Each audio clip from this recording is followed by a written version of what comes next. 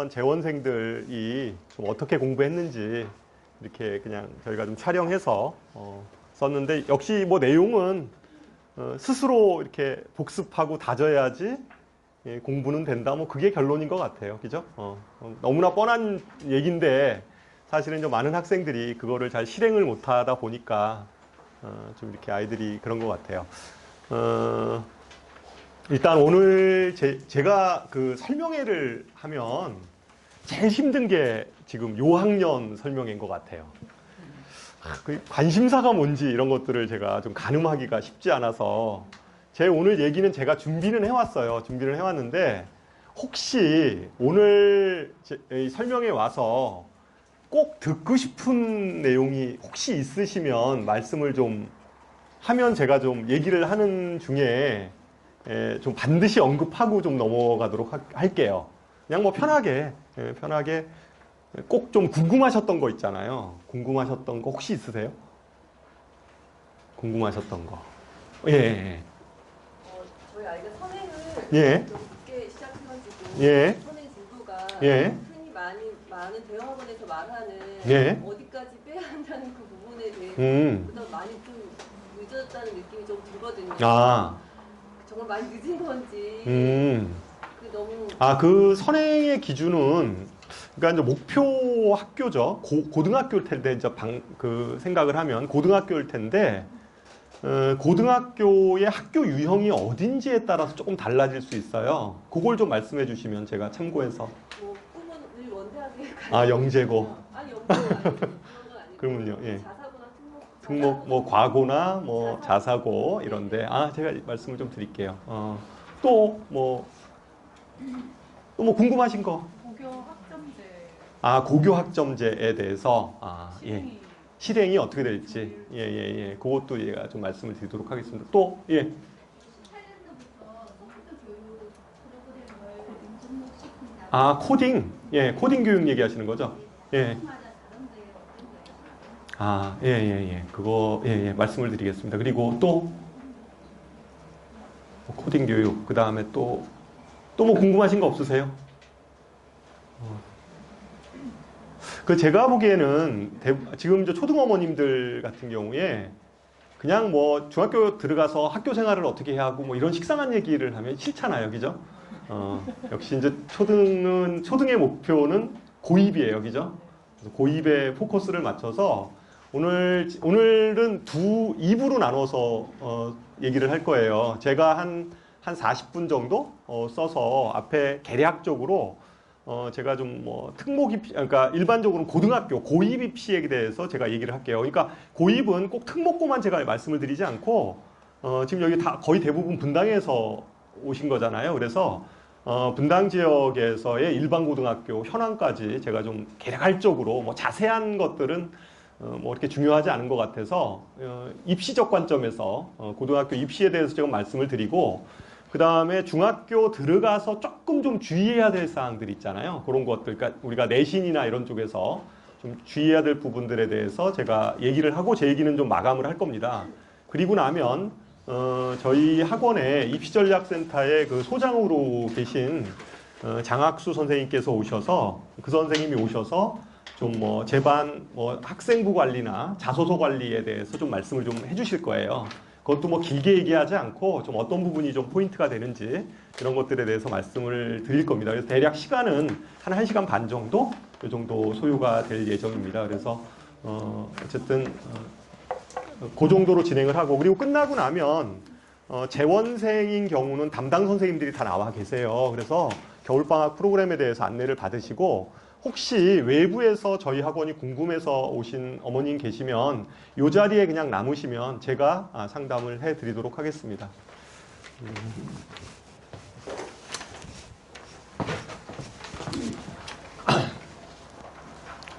뭐야? 이게 뭐지?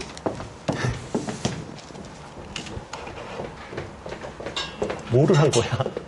이거요. 응? 그거. 한번 넘겨보세요. 제가. 됐어.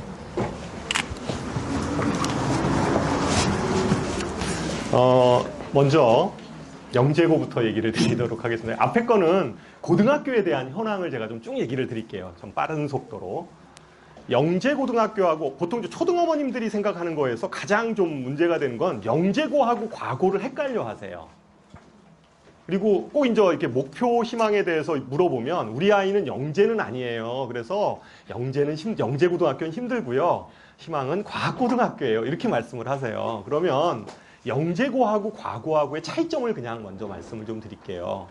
영재고등학교는요, 전국에 8개가 있어요. 그러니까 이 학교들이 영재고예요. 그러니까 뭐 서울, 부산, 경기, 그 다음에 뭐 세종, 인천 뭐 이런 쪽에 쭉 있는 8개의 영재고가 있고요. 전체 학생 수는 800명 정도 돼요. 800명 정도 돼서 제일 먼저 1호 영재고가 생긴 데가 한국과학영재고등학교예요. 한과영이라고 부르는 부산에 있어요. 부산에 있고 그 학교는 주로 카이스트 부설 학교예요. 그래서 어쨌든 하여튼 이게 하여튼 8개가 있다. 이렇게 좀 기억해 두시면 되고요. 인원은 800명이다. 그러면 대학에서 800명뿐이 안 되니까 이러한 그 뭐 서울대나 하여튼 이렇게 좀 센 학교에서 이 학생들 좋아할까요? 싫어할까요? 아, 좋아하죠. 여기 학교 커리큘럼에 들어가 보면 이 커리큘럼 어떻게 할 수 있냐면요. 제가 좀 이렇게 팁을 드리면 집에서 이렇게 그 학교 알림이라고 쳐보세요. 학교 알림이라고 치고 그 상단에 검색에다가 이 학교 중에 아무거나 하나 이렇게 넣어보세요. 넣어보면 거기 상세 정보들이 쭉 있어요. 안에 들어가면 상세 정보들이 쭉 있는데 거기 상세 정보에 보면 학교 평가에 대한 계획서가 나와 있는 게 있어요. 제일 하단에 있어요. 그걸 반드시 고등학교들은 다 올려놓게 돼 있어요. 그래서 그 학교에 들어가 보면 프로그램들이 쫙 학과 교과목 1학년 때 뭐 배우고 2학년 때 뭐 배우고 이런 게 다 올라가 있어요. 보면 이렇게 입이 쫙 벌어져요. 어우, 이렇게 가리키나 이런 생각이 들어요. 이게 얘네들은 수능 같은 거 공부하지 않아요. 학교 들어가면 수능 같은 거 공부하지 않습니다. 그냥 거의 대부분이 실험, 그 다음에 연구 수업 뭐 이런 거 참여 수업들이에요. 다. 그리고 뭐 교과목들도 보면 이게 뭐 대학교 수업과 같은 그런 형태의 수업들을 받는 데가 영재고등학교에 8개가 있고 전국에 800명이다. 이 정도 우리가 정리를 좀 해두면 돼요. 영재고등학교는 이게 특목 자사고가 아니에요. 그러니까 영재교육특별교육법에 의해서 설치된 학교고요. 그렇기 때문에 이 학교는 특목고로 분류가 되는 학교가 아니어서 뭐 요새 교과부에서 뭐 특목고를 없애느니 마느니 이런 거에 전혀 해당이 없는 학교예요. 없는 학교고 이 학교는 보통 이 학교는 5월 3단계로 학생을 선발하는데요. 1차는 서류고요. 서류인데 B 써도 괜찮아요. B 써도 괜찮습니다. 뭐 무슨 얘기인지 알겠죠? 내신 성적 중학교 때 A, B 막 있을 때 B 써도 상관없어요. 너무 많지만 않으면 돼요. 뭐 국어 같은 건 상관없어요. 수학, 과학이 중요한 학교니까 이 학교는 영재학교니까 수학, 과학이 중요해서 B 써도 상관은 없고 그 다음에 2차 지필이 있어요. 대신에 지필고사가 있어서 지필고사가 좀 경시 정도의 수준이에요. 어려운 문제들로 지필고사를 보는데 지필고사는 수학하고 과학만 봅니다. 이게 제일 중요하고요. 그 다음에 3차는 캠프가 있어요. 그래서 3단계로 그러니까 3단계에 걸쳐서 학생을 선발하고요. 선발을 하고 대략 전국에 제가 좀 조사를 해봤어요. 이 영재고를 준비하는 학생이 전국에 몇 명이나 될까 이렇게 조사를 해보니까 대략 한 6,000명 정도 돼요. 6,000명. 6,000명이면 몇 퍼센트? 몇 퍼센트일까요? 대략 2%는 안 되고요. 1%는 좀 넘는 것 같아요. 요새 한 40만 정도 된다고 그러잖아요. 그러니까 6,000명이니까 뭐 한 1.5%나 이 정도의 학생들이, 그러니까 전국의 1.5% 학생들이 이 학교를 준비하고 있어요. 이게 최종 발표가 나는 거는 언제 발표가 나냐면 7월 달이면 다 끝나요. 이 입시는. 그러니까 중학교 3학년 5월 달에 지필고사 보고 7월 달에 캠프하면 다 끝나요. 그러니까 뭐 6월, 7월 이렇게 되면 다 끝나거든요. 여기 떨어지면 그 다음에 어디를 가요? 아이들이 여기를 써요. 거기 떨어진 아이들이 여기를 쓰는 거예요. 그러니까 대부분이 다 그래요. 그러니까 앞에 거 영재고를 생략하고 과학고를 간다? 이거는 조금 일반적이지 않아요. 그리고 유리하지 않죠. 왜냐하면 이 학교에서는 2단계로 뽑아요. 영재고는 3단계였는데 그 과학고등학교는 2단계로 뽑아요. 1차는 서류고요. 2차가 캠프입니다. 근데 그럼 캠프 들어가서 뭐 하냐? 학교 들어가서 2차 캠프 들어가면 지필고사도 봐요. 들어가서. 근데 지필고사 수준이 쉬울까요? 어려울까요? 어렵죠. 그죠? 그러니까 영재고 준비했던 애들이 훨씬 유리할 수 있고요. 그 다음에 심층 면접을 봅니다. 심층 면접을 보기 때문에 어쨌든 그 심층 면접의 내용들이 그 영재고에서 다 이렇게 또 경험했던 것들이 도움이 되죠. 이러한 그 과학고등학교는 특목고예요. 특목고는 어머님들 꼭 기억해둘 게 특목고는 광역에서만 지원이 가능합니다. 물론 전국형인 경우는 전국에서 지원을 할 수 있는데 특목고잖아요. 이게 과학고등학교는 특목고예요. 그래서 이 많은 20개의 특목고가 있어도 그림의 떡입니다. 그러니까 경기 지역에서는 어디만 쓸 수 있어요? 경기 북과학고 여기만 쓸 수 있습니다. 광역이에요. 그러니까 광역으로 뽑는 게 어디예요? 한번 이렇게 정리해 보면 광역으로 이렇게 광역으로 뽑는 게 어디예요? 과학고 그다음에 또 외고 외고 그다음에 국제고 이런 데가 광역으로 뽑는 겁니다. 그죠? 그리고 광역형 자사고들도 있긴 해요. 예를 들면 안산의 동산고등학교 이런 데가 광역형 자사고예요. 자사고 중에. 그러니까 자사고는 두 가지가 있죠. 전국형이 있고 광역형이 있는데 어쨌든 지금 이 과학고등학교는 광역형이에요. 그러니까 분당에 사는 사람이 예를 들어서 여기 뭐 서울에 있는 세종과학고 이런 데 집어넣을 수 없어요. 한성과학고 이런 데 못 집어넣습니다. 어쨌든 지역별로 20개가 있어요. 이 학생들의 인원수는 대략 몇 명이냐? 한 1,700명 정도 됩니다. 1,700명 정도. 인원수도 좀 기억해 두세요. 1,700명 정도. 그죠? 그러면 이 학생들이 이제 그럼 몇 명이에요? 아까 과학고하고 영재고하고 합해서 2,500명. 그죠? 2,500명. 이렇게 됩니다. 뭐 간단하게 여기서 보면 이게 올해 아직까지 이게 확정 발표된 거는 아닌데 올해 서울대학교 수시 1단계 그러니까 1단계 합격을 해야지 2단계에 가서 면접을 보러 갈 수 있어요. 그러니까 이제 물론 저 면접의 내용은 심층 면접인데 그 학교들의 지금 1단계 합격자 수들을 쭉 정리한 내용들입니다. 여기 보면 여기 보세요. 이렇게 여기 보면 주로 전국 자사고하고 영재고가 굉장히 많이 이렇게 포진돼 있다라는 걸 알 수가 있죠. 뭐 그 정도입니다. 그러니까 뭐 그거는 당연할 수밖에 없는 게 워낙 이제 뭐 아이들이 좀 뭐 우수한 자원 아이들이 처음부터 이렇게 가는 학교니까 그러다 보니까 그렇습니다. 요거는 뭐 정확한 데이터는 아니고요. 아직까지 확정 발표된 게 아니라 그냥 작년에 좀 많이 20명 이상 보냈던 고등학교를 대상으로 해서 조사한 이러한 데이터입니다. 데이터 내용이고 어쨌든 뭐 이런 거 딱 보면 이제 갑자기 생각이 많아지시죠. 야 여기 가야 되는구나. 이렇게 이제 어쨌든 생각이 많아지시는데 어쨌든 그렇습니다. 그 내용은 뭐 이건 자세하게 설명은 안 하고 집에서 한번 이렇게 살펴보시면 될 것 같아요. 그러니까 한번 이렇게 어느 정도 하는지 뭐 이런 것들에 대해서 말씀을 드렸습니다. 그 다음에 전국형 자사고라는 게 있어요. 과학고등학교는 그러면 수업이 어떠냐? 과학고등학교 수업은 영재고 프로그램 그것도 한번 들어가 보세요. 경기 북과고 이렇게 들어가 보면 영재고처럼 그렇게 화려하진 않은데 그래도 과학고도 역시 마찬가지로 그냥 일반 고등학교 같은 수업을 하진 않아요.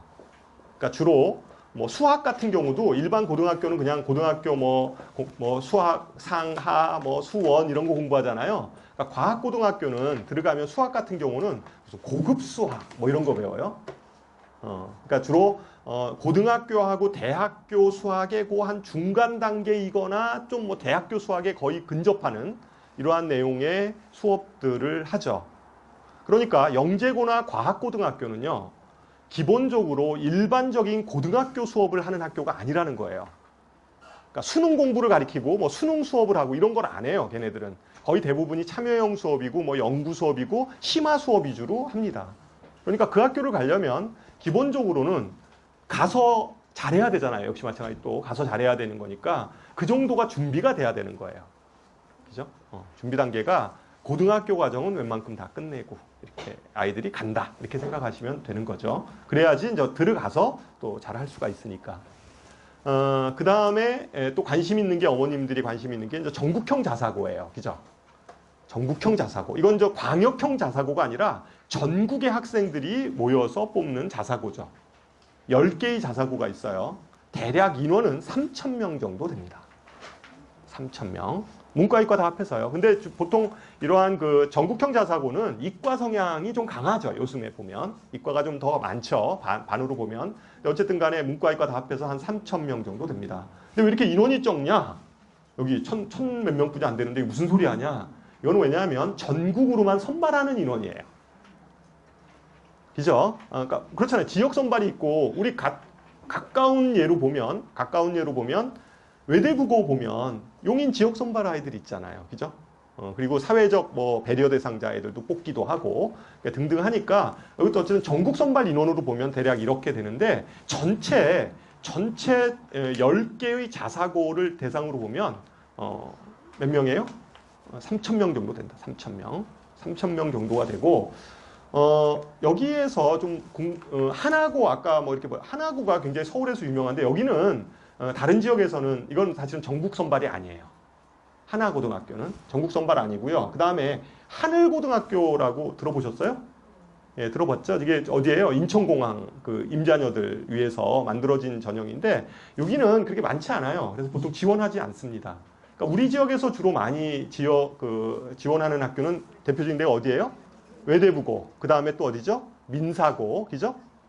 그 다음에 상산고 정도겠죠. 뭐 그런 데를 지원을 합니다. 이런 전국형 자사고에 지원을 하려면 기본적으로 내신 성적이 어때야 돼요? 중학교 내신 성적이 주요 과목이 B가 있으면 좀 곤란합니다. 다 A여야 돼요. 그 이유는 왜 다 A여야지만이 되는지는 뒤에서 아마 제가 좀 데이터를 보여주면 그럴 수밖에 없겠구나. 이러니까 다 올A를 맞아야 된다는 얘기구나 라는 얘기를 아마 이해하실 수 있을 겁니다.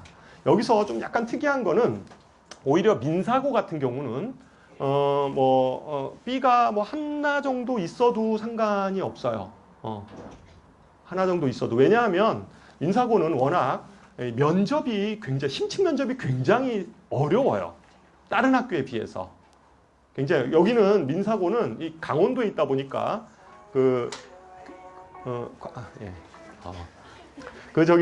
강원도에 있다 보니까 좀 약간 그렇잖아요. 거의 좀 낙후된 지역이니까 교육만이라도 좀 잘 돼야 되잖아요. 그래야 이사를 안 갈 거 아니에요. 거기 주민들이. 그러다 보니까 뭐 이렇게 뭐 국어, 영어 막 이렇게 막 아주 그런 교과목 면접을 해도 그냥 괜찮아요. 그렇게 봅니다. 실제적으로. 교과목 면접을 실제로 해요. 근데 용인만 하더라도 그런 거 노골적으로 못 하죠. 경기도에서 가만히 있지 않아요. 그런 거 하지 말라고 이렇게 하거든요. 그래서 민사고 같은 경우에는 좀 B가 좀 있어도 괜찮습니다. 이런 데는. 어쨌든 전체적으로 보면 이렇고 10개의 자사고가 있다. 이런 겁니다. 그런데 저 개인적으로는 실제 여기서 보면 뭐 북일고등학교 좋은 학교예요. 이게 전국형 자사고 북일고등학교나 김천고등학교 뭐 이런 데가 있잖아요. 뭐 현대청운고등학교 이런 데 있잖아요. 뭐 이런 데 그다음에 뭐 광양제철고 뭐 이런 데 뭐 있고 그런데 실제 이런 학교는 물론 전체적으로 보면 잘하는 아이들이 많이 있는 집단이기는 해요. 왜냐하면 전국형으로 모았으니까 전국에서 그래도 공부하는 애들을 모았으니까 잘하지 않겠어요? 근데 실제 뭐 상위권들이나 이런 좀 비중을 보면 분당하고 특별하게 분당 정도 수준이에요.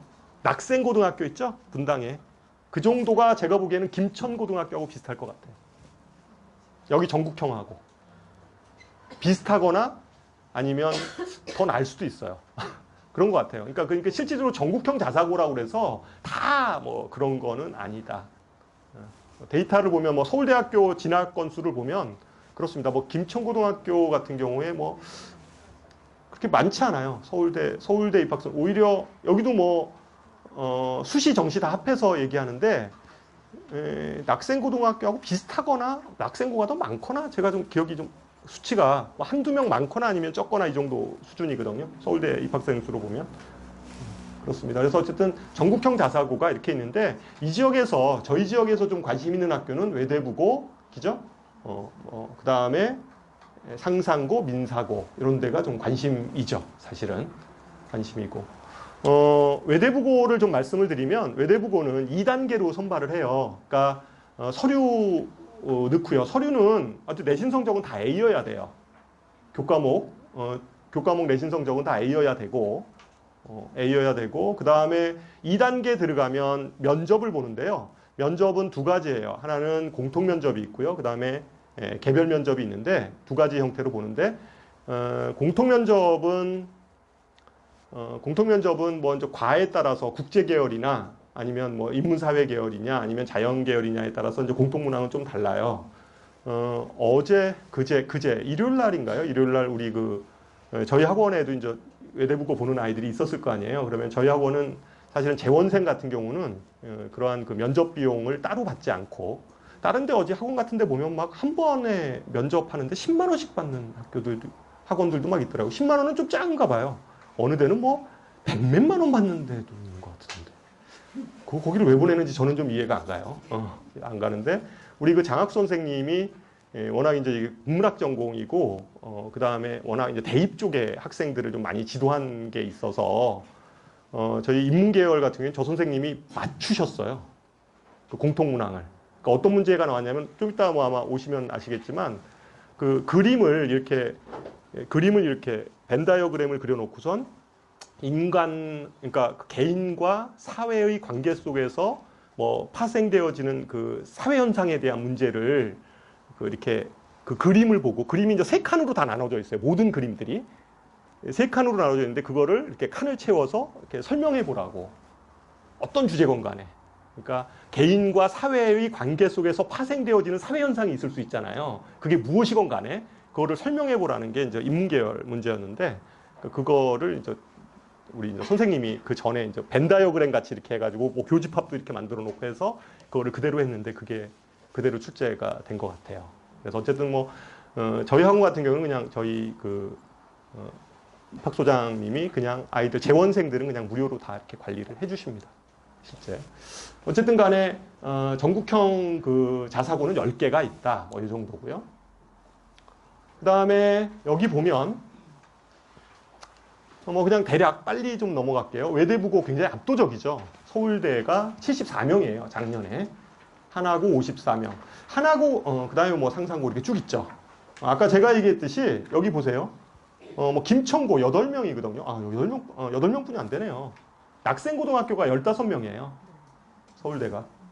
낙생고등학교가 나중에 뒤에 보면 알겠지만 전국 영재고, 과고 다 합해서 전국 고등학교 순위를 매기면 34위예요. 낙생고가. 그리고 분당의 100위권 안에, 그러니까 뭐 영재고, 과고, 뭐 외고, 뭐 다 합쳐가지고 뭐 전국형 자사고 다 합해서 100위권 안에 드는 학교가 분당에 한 6개 정도 돼요. 일반 고등학교에서도. 그러니까 굉장히 세죠. 사실은. 일반 고등학교 자체에서도. 그래서 뭐 이제 그런 학교들이 이렇게 쭉 있어요. 이건 나중에 한번 좀 해보시면 되고. 저는 좀 개인적인 생각은, 북일고등학교도, 그냥 이건 제 개인 사견이에요. 여기 또 혹시 북일고 혹시 다니는 어머님 계세요? 관계자시나 여러분 얘기 안 하고 저는 그냥 개인적으로 굳이 이 학교를 보내려고 기숙학교, 그러니까 그 멀리 아이를 보내는 게 과연 옳나 이런 생각이 좀 들어요. 옳은가 이런 것들이. 물론 아이가 자기주도 학습이 좀 잘 돼 있는 학생들 있잖아요. 어차피 기숙사 생활하니까. 그러니까 자기주도 학습이 잘 돼 있고 자기가 모자란 게 뭐고 이런 것들을 파악해서 스스로 이런 것들을 메꿀 수 있는 아이들은 그렇게 떨어뜨려 놔도 아이들이 괜찮은데 그렇지 않으면 사실은 애가 그냥 모든 것들을 스스로 학교 생활에서 이걸 다 채워야 되잖아요. 쉽지 않죠. 사실은.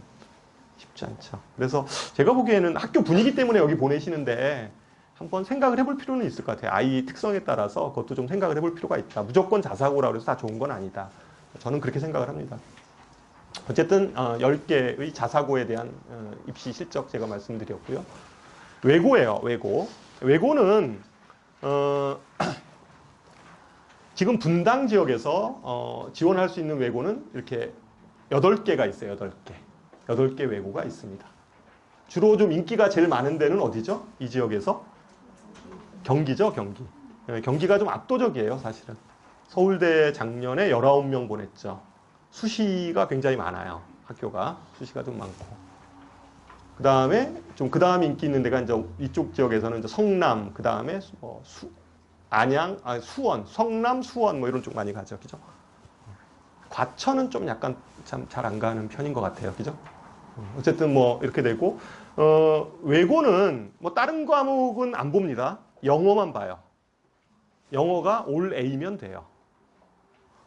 여태까지 올 중3까지는 3학년 성적이 등급으로 들어갔는데,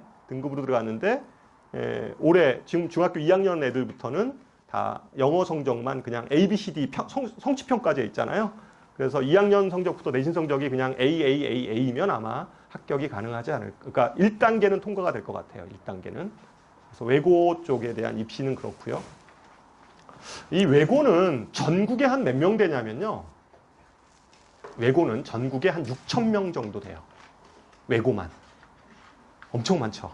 외고가. 그래서 사실은 지방에 있는 외고들 같은 경우 보면 무늬만 외고죠. 사실은 뭐 학교는 그냥 일반고하고 별반 다름이 없는 이런 외고들도 많아요. 지방 쪽에 가면. 어쨌든 전체 한 6천 명 정도 되고, 그 다음에 국제고등학교가 있어요. 국제고등학교는 전체, 여기서 지금 5개만 나왔는데, 국제고등학교가 전국에 7개가 있어요. 지금 여기 5개만 나와 있죠? 그죠? 여기 빠진 게 어디죠? 대원외고요? 대원외고는 외고입니다. 서울국제고하고요, 부산국제고가 빠져 있어요. 지금 여기 데이터에서 지금 빠져 있는데, 이게 지금 이 경쟁률 조사 표인데 그냥 거기에 지금 그게 안 나와서 제가 좀 뺐는데, 전체 전국에 7개의 국제고등학교가 있고요. 인원은 대략 한 1,000명 정도 돼요. 그러면 외고랑 국제고랑 합해서 몇 명이에요? 7,000명, 그죠? 7,000명 정도 된다. 이게 문과 아이들이죠. 문과 아이들이 외고, 국제고 합해서 한 7,000명. 7,000명 정도 되니까, 거기 7,000명에다가, 문과 얘기만 좀 해볼까요? 거기 7,000명에다가, 전국의 고등학교가 1,500개가 있어요. 전국의 고등학교, 일반 고등학교가 1,500개 돼 있으니까, 그냥 전교 2등까지만 셀까요? 그럼 3,000명이잖아요, 그죠? 그럼 몇 명이에요? 10,000명이에요. 10,000명이면 서울대, 연대고대 다 합해서 인원이 몇 명이에요? 11,000명 정도 되거든요. 서울대, 연대고대 입학 정원 수가 11,000명이에요. 거기서 나누기 2하면 문과잖아요. 그죠? 반으로 그냥 생각하면. 그럼 5,000명이란 말이죠. 그러니까 뭐. 그죠? 어떤 건지 아시겠죠? 대학교 입시가. 이과도 마찬가지예요. 이과 아까 어디까지 셌죠? 저하고? 과고, 영재고, 그 다음에 자사고까지 셌잖아요. 전국형 자사고까지.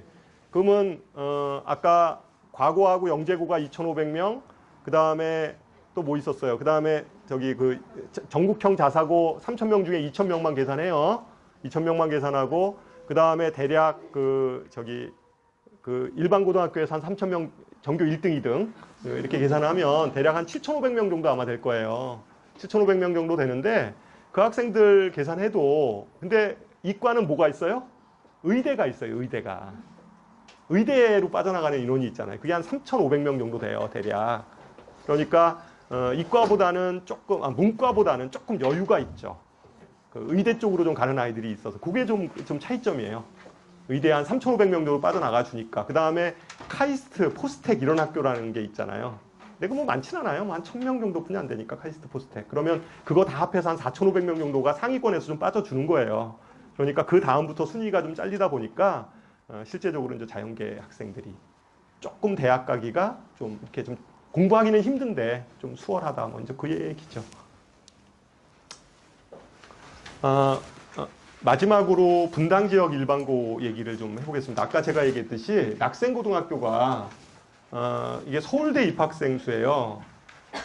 서울대 입학생 수인데 전국 15명, 작년 데이터입니다. 작년 15명을 갔죠. 실질적으로 상위권이 굉장히 두텁다라는 것을 알 수가 있어요. 물론 여기 재수생 포함하는 거예요. 근데 모든 데이터는 다 재수생 포함하는 거니까 서로 마찬가지예요. 어차피 뭐 무슨 외대부고 같은 경우도 다 재수생 포함해서 데이터 내는 거거든요. 그러니까 그건 똑같으니까 그냥 상쇄되는 걸로 보면 그렇습니다. 서영고 같은 경우 9명, 뭐 이렇게 하여튼 뭐 5명 이상 보내는 건 굉장한 거죠. 많이 보내는 거예요, 실제.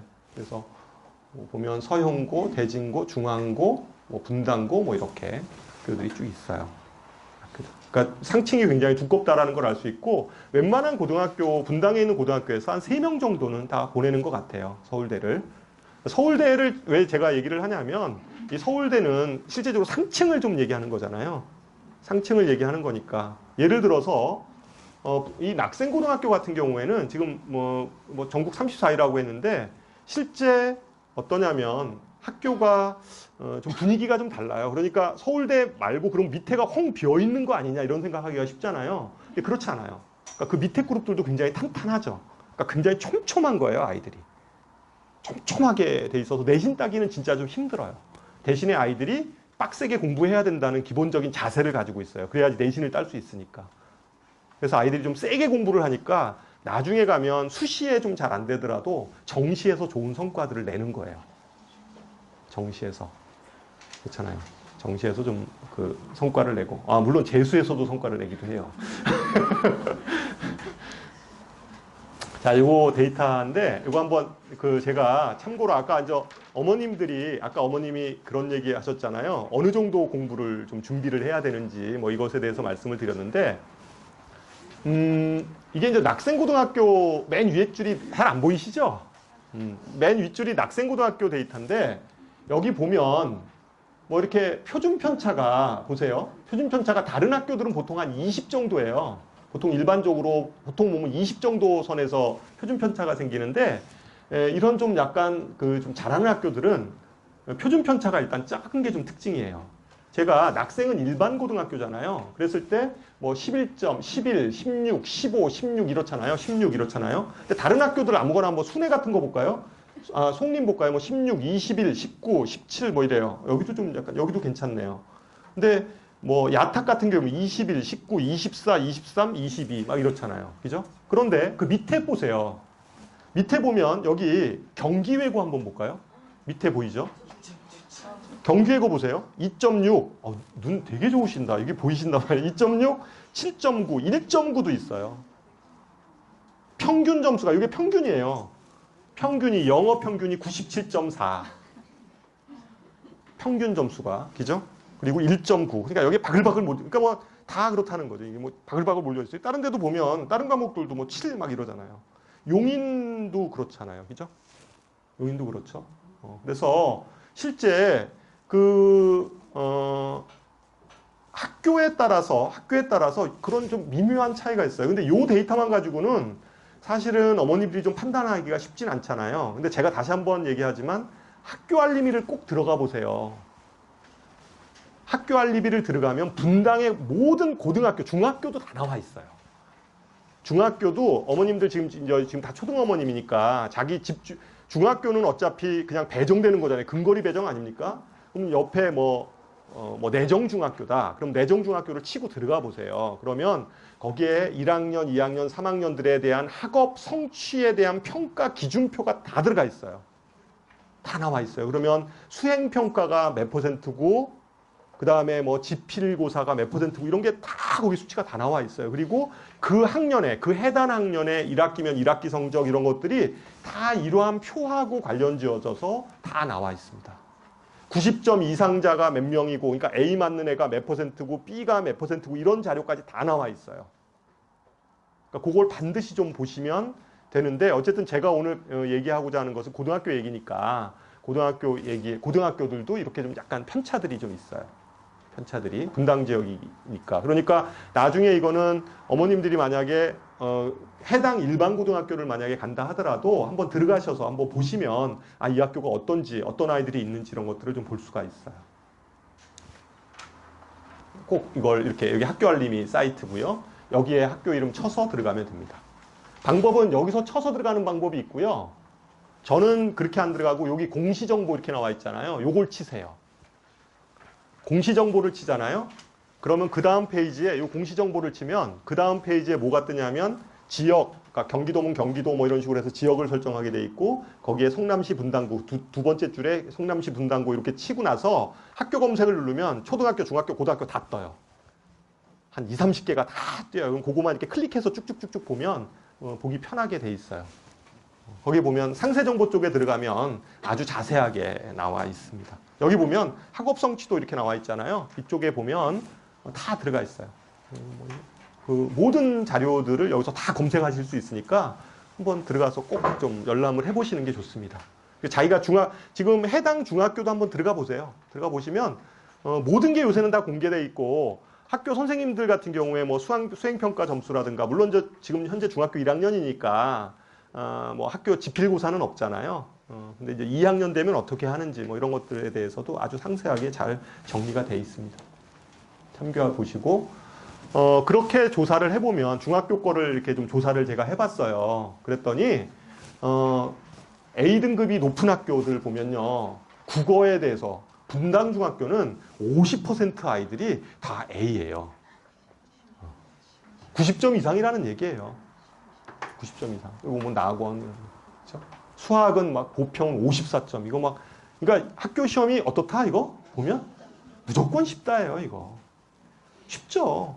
그러니까 아이들이 쉽게 애들이 보평 중학교 아이들이 뭐 수학 천재들이 모여서 간 학교는 아닐 거 아니에요. 그렇잖아요. 그러니까 학교 시험이 쉬운 학교들이죠, 이 학교들.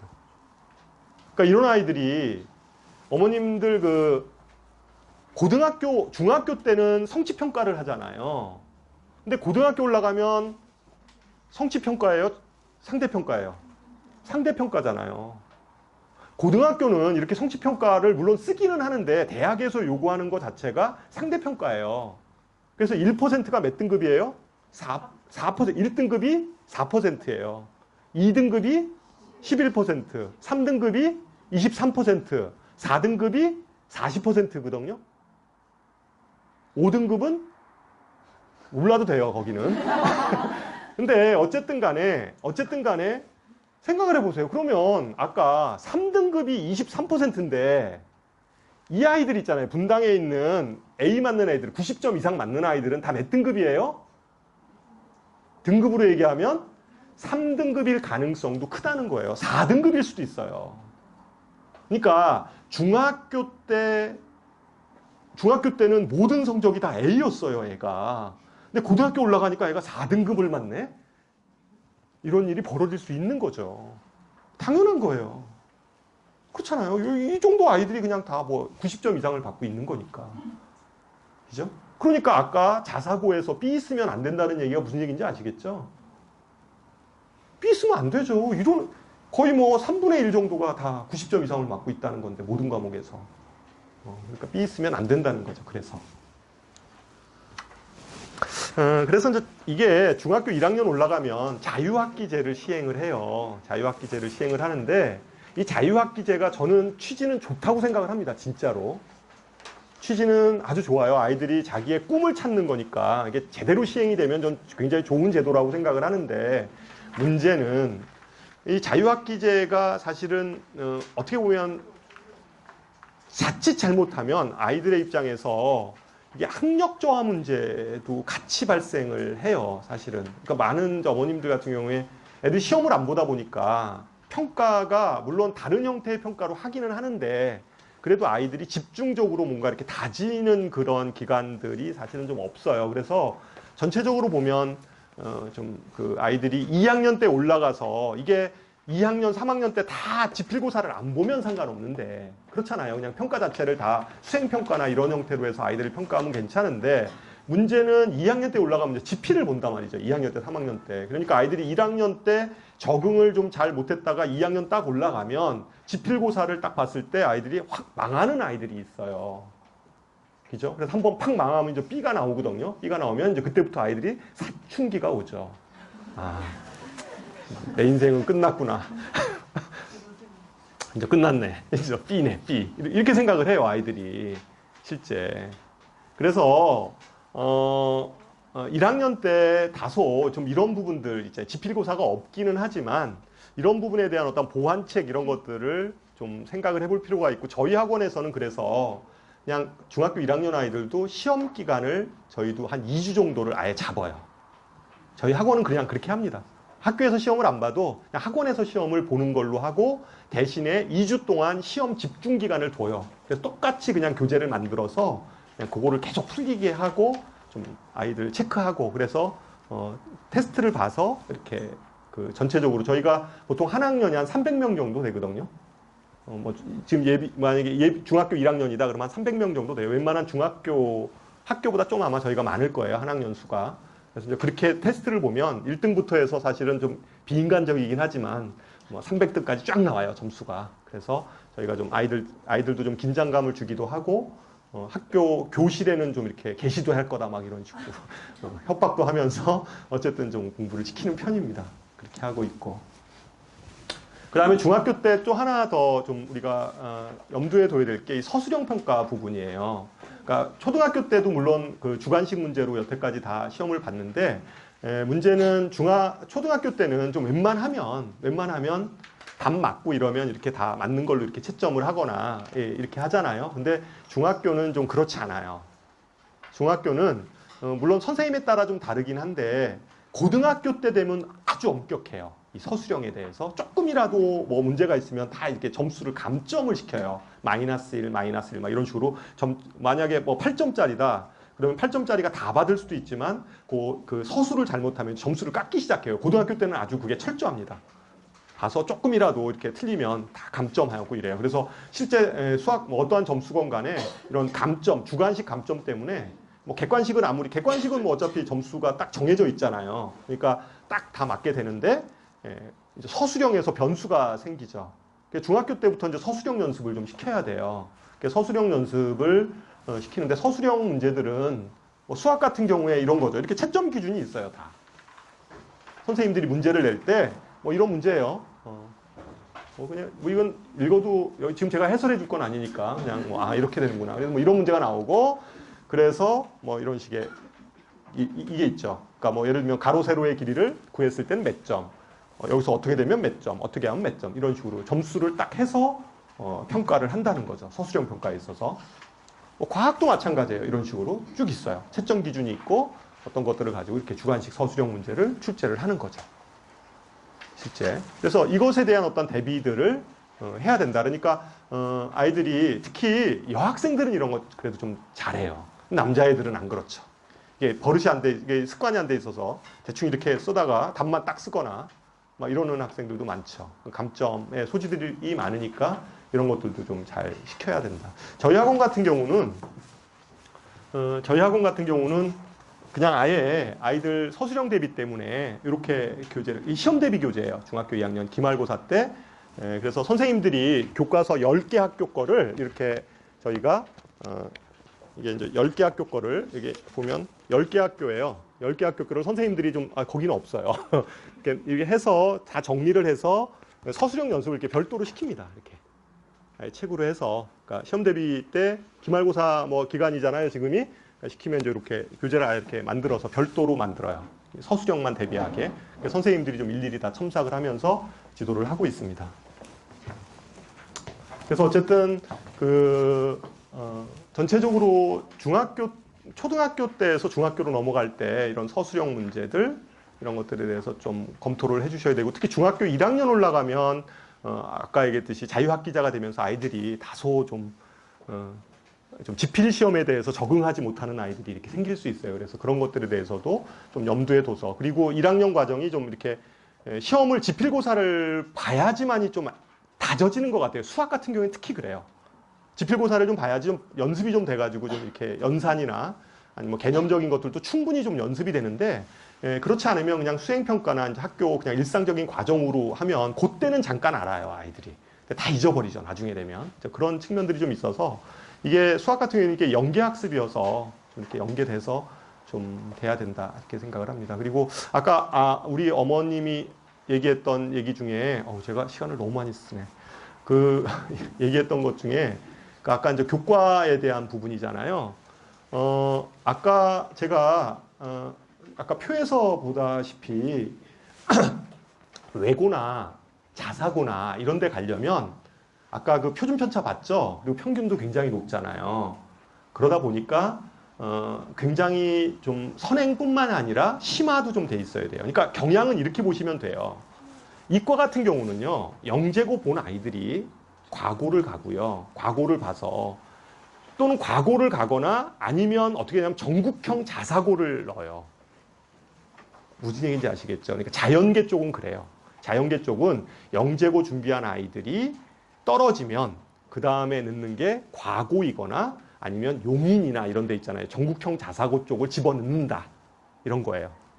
그죠? 그러니까 선행뿐만 아니라 상당한 심화, 그 다음에 문제 해결 능력이 있는 아이들이 그런 쪽에 간다. 그러니까 거기서 버텨내려면 실제적으로 굉장히 심화 자체가 그냥 뭐 진도만 뺀다고 되는 게 아니라 굉장한 심화적인 어떠한 그 좀 역량을 갖추는 아이들이 실제 그런 데를 가는 게 좋다. 문과도 마찬가지. 그러니까 그럼 외고는 어떠냐? 외고는 어차피 외고는 외국어 능력이, 그러니까 외국어를 잘하는 아이들을 길러내기 위해서 만들어진 곳이잖아요. 그래서 학교 교과 과정 자체가 일반 고등학교하고 비교해 봤을 때 외국어에 대한 그 시간 비중이 많아요. 그죠? 외국어 시간 비중이 많아요. 그러다 보니까 근데 수학 같은 경우도 그렇다고 뭐 양이 외고 다닌다고 해서 양이 줄는 건 아니잖아요. 그러다 보니까 수학 같은 경우들도 시간이 학교에서 가르쳐 주는 시간보다는 좀 적은 시간에 많은 진도를 나가야 돼요. 그리고 아이들 자체도 상당히 좀 하는 아이들이 좀 모여 있고, 그러니까 그 집단에서 잘하려면 문과라 하더라도 결국은 이제 수학 부분이 좀 관건이죠. 외국어는 좀 기본적인 거고 수학을 진짜 잘하는 아이들이 이제 경쟁력이 있게 되는 거죠. 그 집단에서. 그렇게 되는 이런 형태입니다. 그리고 그래서 어쨌든 간에 그러한 특목이나 자사고 쪽을 생각한다면 그냥 들어가는 게 목적이 아니라 가서 어떻게 해야 되는가 이런 것들을 좀 생각해 본다면 어쨌든 선행 플러스 심화까지도 염두에 둬서 준비를 해 주셔야 돼요.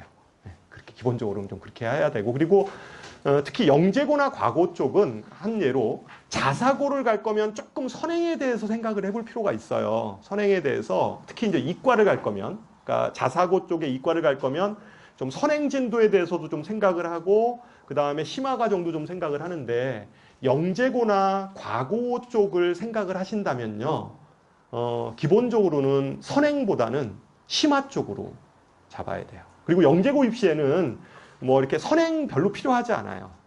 그러니까 선행은 어느 정도까지만 하면 되냐면 고등학교 1학년 과정까지만 선행이 돼 있으면 영재고 입시나 과고 입시에 돌입해 들어갈 수가 있어요. 그러니까 그 영재고 입시나 과고 입시에 돌입한다는 건 뭐냐면 올림피아드 준비를 해야 돼요. 경시, KMO 뭐 이런 거 해야 돼요. 그러니까 수학, 과학. 그리고 혹시 그 중학교 어머님들 중에서 그런 특목고 쪽을 생각하신다면 과학에 대해서도 항상 좀 염두에 두세요. 과학도 좀 미리미리 이렇게 좀 시켜주면 좋은데, 저희 학원 같은 경우는 일요일 날 영재센터에, 그러니까 토요일하고 일요일에 영재센터에 과학 프로그램이 개설되어 있는 게 있어요. 일주일에 한 번 하면서. 그러니까 그런 프로그램을 이렇게 문의하셔서 하시면 될 것 같습니다. 제 얘기는 이 정도 얘기하고, 이어서 아까 제가 소개했던 우리 입시전략센터의 장학수 소장님이 나오셔서 학생부 관리 뭐 이런 부분에 대해서 말씀을 드리도록 하겠습니다. 큰 박수로. 제 얘기는 이걸로 마치겠습니다. 해줄게. 자, 이거 줘야 되나? 이거? 주세요. 이거. 어? 이거 줘야지.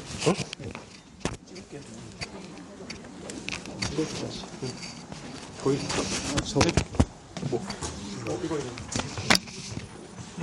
예.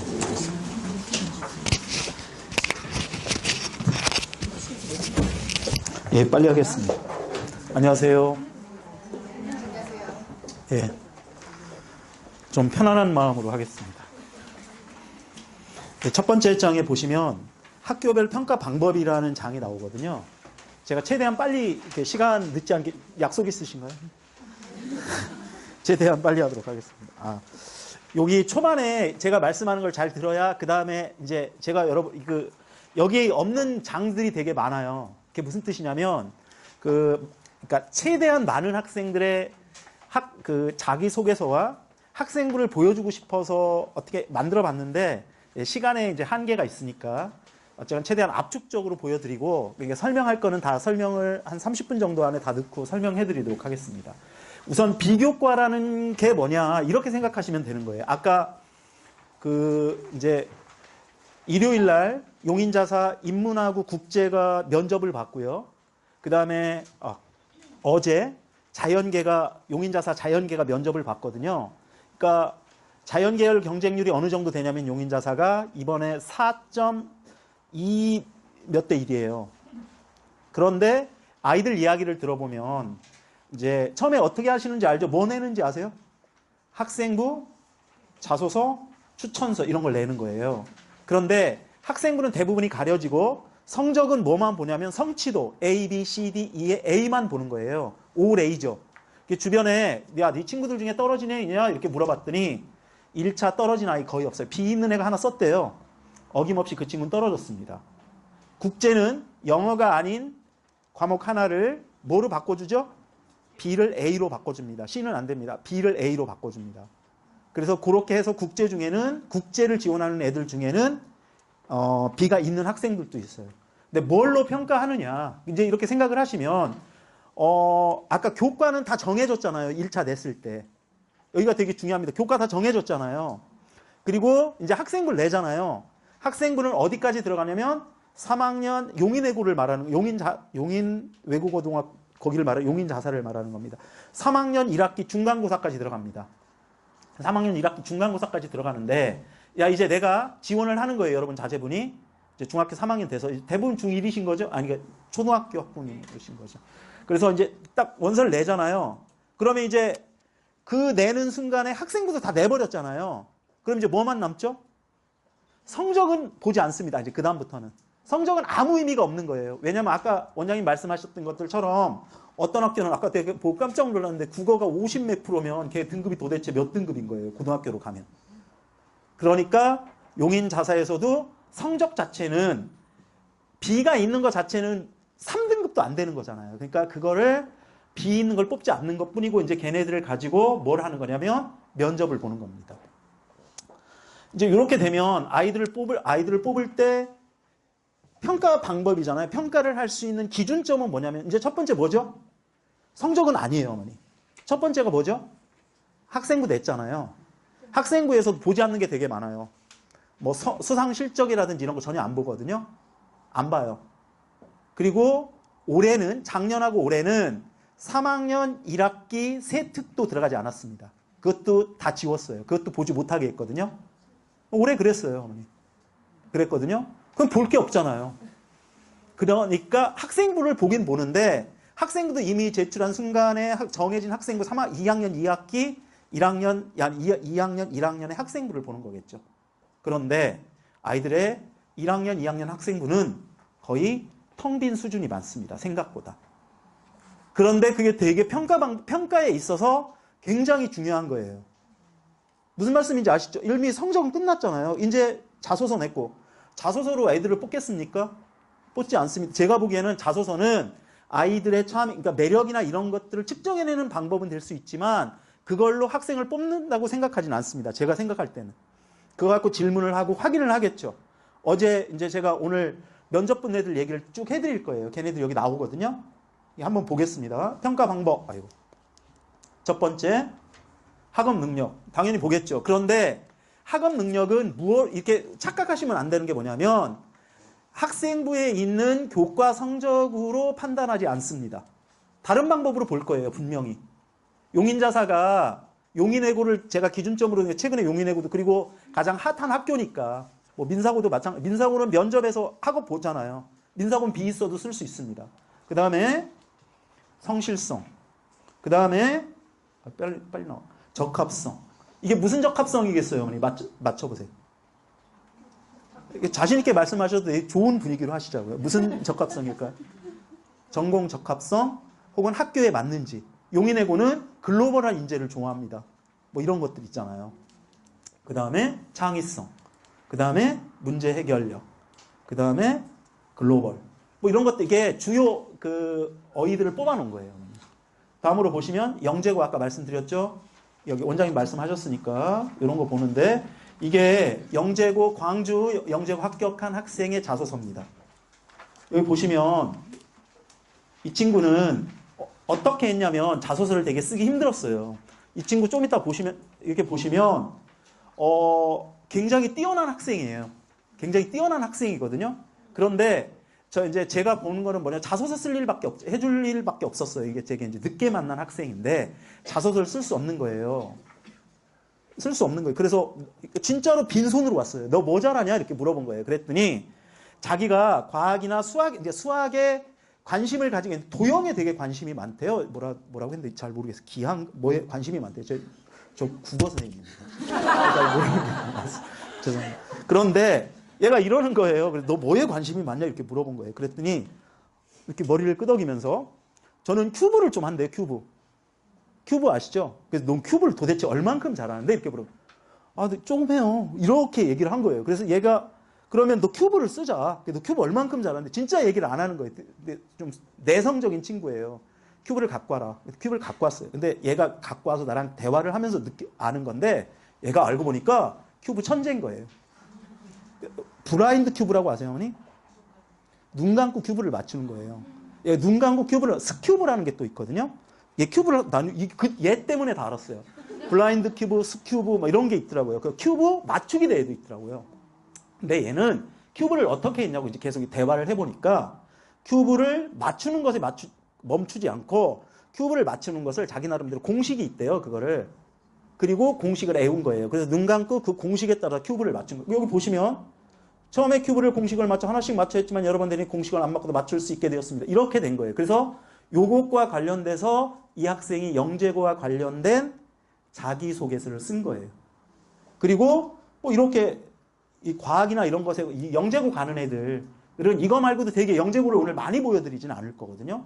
그런데 영재고 애들을 이렇게 쭉 보니까 걔네들은 기본적으로 되게 어렸을 때부터 과학에 대한 실험이나 혹은 과학적 관심이 되게 많은 아이들이 되게 많더라고요. 보니까 뭐 아버지랑 무슨 핀란드를 갔는데 뭐 백야를 보게 됐대요. 그러면서 뭐 그런 식으로 접근한다든지 지난번에 어떤 설명회 때 말씀드렸지만 어렸을 때부터 아버지랑 뭘 다녔냐면 계속 자전거 여행을 되게 많이 다닌 거예요. 근데 대구 지역이나 어디 지역을 가면서 얘는 뭘 썼냐면 여행 일기를 계속 썼는데 거기에 뭘 담았냐면 기상변화 같은 걸 쓴 거예요. 기상변화 같은 것들을. 그래서 얘는 기상학자가 되고 싶다든지. 걔 물론 합격하진 않았거든요. 근데 합격하진 않았지만 제가 볼 때는 꼭 영재고를 가지 않더라도 그 친구 같은 경우는 뭘 해도 되게 충분히 잘할 수 있을 것 같아요. 아마 용인자사 요번에 자연계 쓴다고 했는데 어떻게 됐는지는 잘 모르겠습니다. 좀 전에 있던 학생, 이거 진짜 학생부 제가 보여드리는 겁니다. 여기 보면 이 친구는 수학에도 뭐가 있어요? B가 있었다는 걸 보면. 근데 이 학생 합격했습니다. 누군지 유추하면 알 수 있지만 그렇게는 하지 마시고요. 그 다음에 이 친구의 이제 보시면 뭐 이게 지금 자소서 만들다가 이렇게 이제 여러 가지를 본 거예요, 어머니. 그래서 이렇게 보시면 근데 이건 찍지 않으셨으면 좋겠어요. 왜냐하면 그 학생 거니까. 그래서 얘가 했던 것들 이렇게 쭉 보시면 보이시죠? 글씨는 이런 어떤 역량들을 갖고 있던 친구였던 거예요. 그리고 여기도 나오면 이건 소마 큐브는 그거는 아니긴 하지만 큐브에 대한 관심이 계속 학생부에 나와 있어요. 학생부예요, 지금 보여드릴게요. 그 다음에 뭐 이거 계속 보여드릴게요. 그리고 이제 어떤 책을 읽었냐는 건데 이건 이제 저희 학원에서 한 건데 이게 뭐냐면 대부분 저랑 만나는 게 어느 때쯤이냐면 2학년 2학기 때쯤 우리 학원에서 영재고 애들을 만나거든요. 지금 이제 내년에 할 애들을 만나요. 근데 걔네들이 가장 부족한 게 뭐냐면 책이에요. 독서예요. 왜 책이 부족하냐면 책을 안 읽은 게 아니에요. 제가 이제 분당지역 그러니까 리딩 게이트하고 리딩 게이트 거의 다 하시죠. 보면. 그리고 뭐냐면 책 되게 많이 읽었어요. 그런데 아까 세 번째 나왔던 적합성 있잖아요. 내가 어떤 걸 전공하거나 무엇을 하고 싶은 것과 관련된 독서는 굉장히 부족한 경향이 많아요.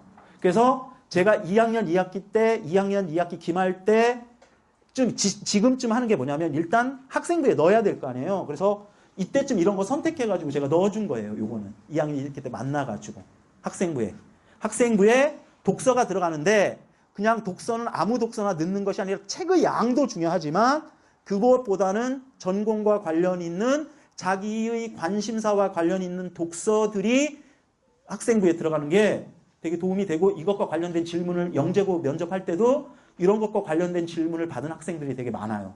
질문 안 받은 애들도 있지만 받을 가능성도 있는 거예요. 이 친구도 합격한 친구인데 보시면 뭐 이런 것들이에요. 뭐 이렇게 되게 성실하진 않아요, 이 친구는. 이렇게 되게 과학적 관심이나 이런 것들이 이 영재고 붙은 학생입니다. 유추하자면 누군지 알 수 있지만 알려고는 하지 마세요. 근데 이 친구는 지금 여기에 이 친구를 왜 넣냐면 처음에 학생은 수학이 B 있고 있지만 자기 관심사가 있고 이런 것들을 끌어내서 걔가 그런 것들이 관심 있게 학생부 자소서를 썼다는 거고, 이 친구는 무단결석이 있어요. 그래서 얘가 되게 똑똑한 친구인데 얘가 대전을 떨어졌어요. 1차인가에서. 왜 떨어졌냐면 무단결석 때문에 떨어졌어요. 다른 거 다 좋거든요. 그리고 수학도 굉장히 잘하는 친구라고 그러더라고요. 저는 잘 모르겠지만. 그리고 이런 창의적인, 요건 부모님들 가지고 계시잖아요. 거기까지. 요거는 보시면 되고요. 이제 전국형 자사고를 보겠습니다. 전국형 자사고는 대부분 다 똑같습니다. 학생부 자기소개서 추천서. 2단계 면접인데 아까 원장님 말씀하셨으니까 자세히는 하지 않을게요. 그 민사고 면접은 어떻게 보시는지 알죠? 방이 5개가 있습니다. 그래서 첫 번째 방은 뭐 국어, 영어, 수학, 공통질문 하나 있고요. 그 다음에 인성, 이제 수학이나 과학은 택하는 거, 이렇게 5개 방을 들어가는 거거든요. 학업에 관련해서 물어보는 겁니다. 그렇게 하는 거죠. 그리고 용인자사는 요거 내고 공통질문 하나, 개별질문 3개를 물어봅니다. 공통질문은 이따 제가 보여드릴게요. 요번에 난 거 보여드릴게요. 애들한테 어제 자연계 보내하고 이렇게 쭉 해서, 이건 이제 얘는 용인자사 인문 쓴 친구입니다. 이 친구는 그러니까 엊그저께 면접 봤죠. 한국사 교수가 되고 싶은 거예요. 그래서 이제 동양사 한국사 교수가 되고 싶은데, 이 친구는 뭘 했냐면 학생부에 이제 들어가게 만들었거든요. 이 친구 학생부 보여드리지는 않을 겁니다. 근데 이 친구는 뭘 했냐면 중학교 2학년 때부터 신화 연구를 했어요. 신화와, 그러니까 이걸 제가 어떻게 한 거냐면 이렇게 한 게 아니에요. 야 인마, 너 여자인데 너 신화 공부해, 이런 게 아니에요. 너 뭐에 관심 있냐? 한국사에 관심 있다. 한국사에 뭐에 관심 있냐? 신화에 관심 있다. 그래서 어떻게 했냐면 단군 신화와 관련된 여러 신화들을 이렇게 추적한 거예요. 그러니까 저도 잘 읽지 못할 만한 책들을 막 두꺼운 걸 갖고 와서 막 계속 읽는 거예요. 진짜 똑똑한 친구예요. 그렇게 된 거고, 그 다음에 이 두 번째 친구는, 이 친구는 이제 여기 학원 친구는 아닌데, 이 친구는 현대 청운고에 합격한 아이예요. 보시면 뭐 이런 얘기 하는 거죠. 뭐 천종호 판사인데 검사를 꿈꾸는 친구고, 이렇게 공부를 했대요. 근데 이거 제일 재밌는 거는 이런 거예요. 수학을 매스 배틀이라는 걸 했대요. 동아리 친구들하고. 그래서 이걸 담아낸 거거든요.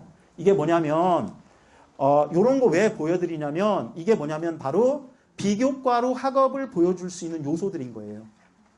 그러니까 뭐냐면 동아리 있잖아요. 동아리나 체험활동이나 혹은 뭐 이런 거, 봉사나 이런 것들 있잖아요. 이때 이제 봉사도 되게 재밌는 봉사를 한 애가 있거든요. 이게 동아리인데 이런 것들을 통해서 뭘 했냐면 질문을, 안 나오네. 제 말씀 괜찮으시죠? 질문을 만들어내고 유도해낼 수 있게 동아리 활동을 실제로 한 거예요. 막상 원서를 쓸 시점에 찾는다고 찾아지는 게 아니라 이렇게 만들어낸 거죠. 이렇게. 그런 거고요. 그 다음에 이제 사례 3은 얘는 어디에 붙었냐면 북일고에 붙었습니다. 북일고 학교. 이건 수의학원 수지 친구거든요. 북일고에 붙었는데 얘는 정말 미친 애예요. 왜냐하면 영어도, 여기 보세요 어머니. 영어 말하기 대해서 심해에 대한 영어로 표현하였다. 다큐멘터리로 해양 관련. 얘가 그래서 너 뭐 했니? 그러면 계속 이러는 거야. 해양 관련, 저 마이크를 들고 계속 하네, 안 나오네. 해양 관련된 얘기만 계속 하는 거예요. 너 뭐 했니? 해양 관련된, 너 영어 어떻게 해양과 관련된 뭘 찾아봤어? 아까 제가 영재고 쓴 애 중에 그 기상학자 된다는 애 있잖아요. 이거 큰일 났다. 이렇게 얘기를 하는 거예요. 그러니까 제가 아이들한테 제일 많이 어머님들한테 말씀드릴 수 있는 가장 좋은 거는 mad at 하는 거예요. 이게 제가 맞는 영어인지는 모르겠어요. 이게 뭐냐면, 야, 널 미쳐라. 자기의 관심사에 대해서 미쳐라.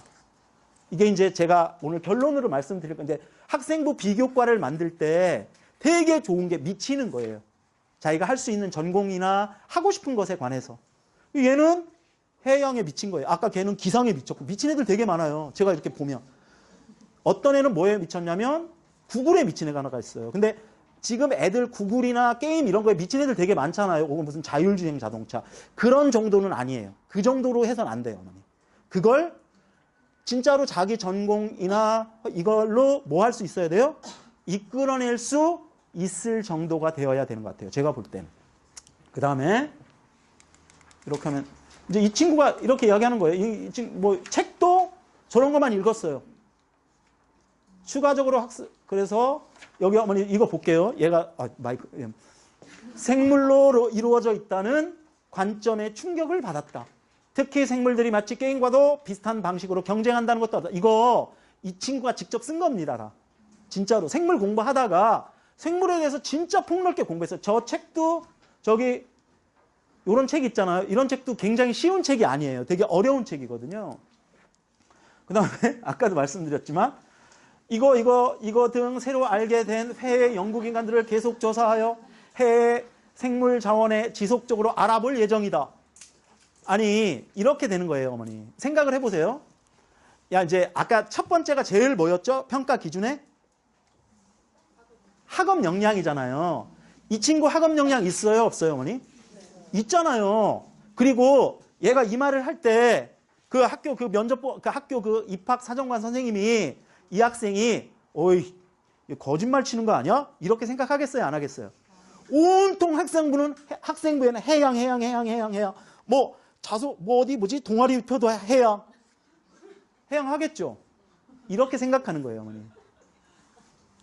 그다음 이제 사례사 이거는 어제 면접 친 학생입니다. 제가 우리 학원에서 제일 많이 인용하는 학생인데 왜냐하면 되게 재밌어요. 얘는 통계학자가 되고 싶은 거예요. 이제 어제 얘한테 나 혼났는데 왜 혼났냐면 얘가 민계 3개예요. 하나는 통계학자니까 통계와 관련된 책들을 굉장히 많이 읽었어요. 그 다음에 두 번째는 뭐를 했냐면 우리 학원에 와서 우리 학원에서는 이제 관심사 찾기를 통해서 지진 얘기를 한 거예요. 세 번째는 뭘 했냐면 얘가 그 봉사활동 같은 걸 어디서 했냐면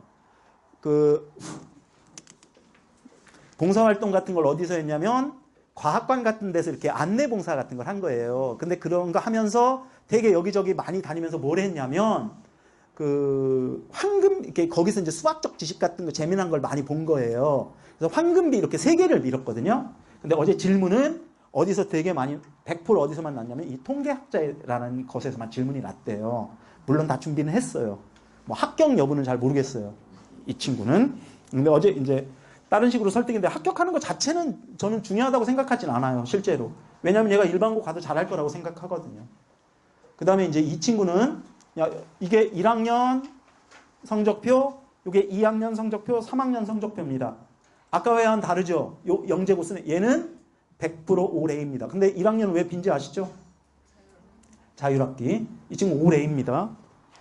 그 다음 여기 지금 변는데 이건 제출할 땐 여기 그러니까 바꿔준대요, 선생님이. 왜 그런지는 잘 모르겠지만 여기 이따 이제 다시 한번 나오는데 얘는 실제는 그 수학 선생님이 되고 싶었어요. 수학 교수나. 둘 중에 갈등을 했거든요. 이제 통계학자로 밀었고 실제로 통계학자가 될 거래요. 그래서 미국에 하버드인가 어디 가고 싶다 그러더라고요. 서울대 통계학과를 가서 뭐 이렇게 이제 꿈이 다 이제 정해졌죠. 빨리빨리 보겠습니다.